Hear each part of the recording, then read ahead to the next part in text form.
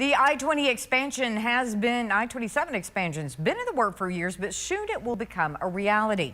Last week, President Joe Biden gave it a federal designation, meaning it will now stretch from Laredo, Texas, all the way to Raton, New Mexico.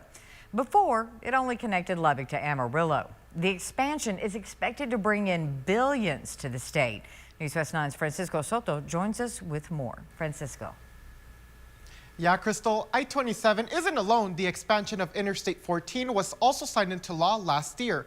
James Beauchamp with MOTRAN says working on these projects are real game changers for the economy, but also for the safety of people.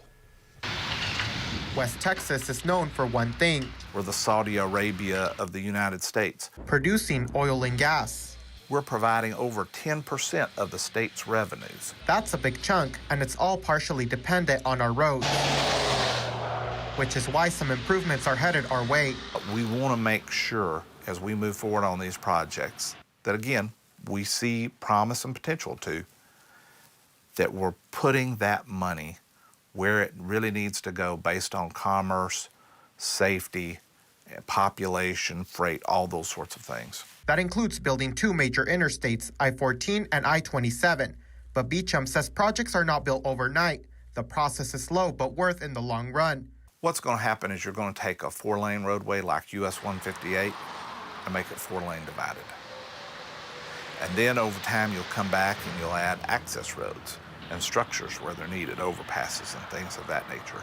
And eventually, over time, you'll make a series of incremental improvements to that roadway that bring it to an interstate standard that allows you to go ahead and slap up interstate signs.